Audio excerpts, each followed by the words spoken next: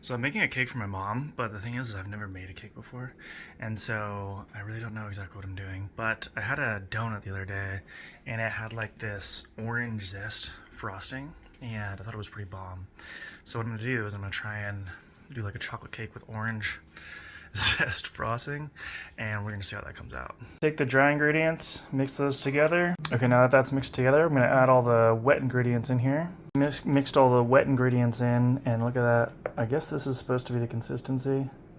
It's basically like pure liquid right now. Bro tip, if you crumble up these little parchment things into balls, it makes it easier to put them on the sheet. All these little triangles here, it's able to kind of like mold perfectly to the shape of the sheet.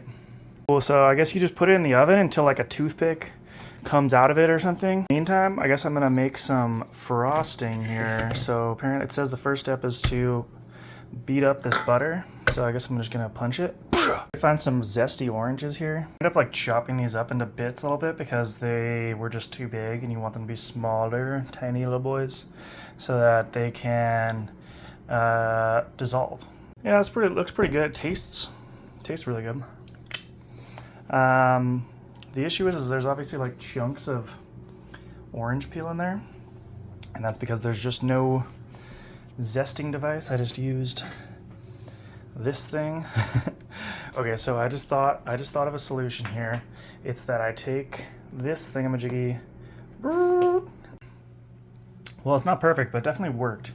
These are definitely smaller chunks here, so it's definitely going to be blended much more. Wait, so now these are done. And instead of getting a toothpick, dude, this whole fork just came out of nowhere. Can you believe that? It's crazy.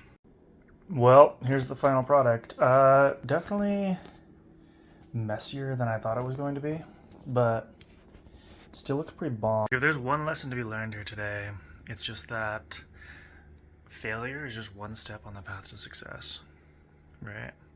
If you are afraid of failing, then you're afraid of trying. And if you don't try, then you can't fail. If you can't fail, then you can't learn, right?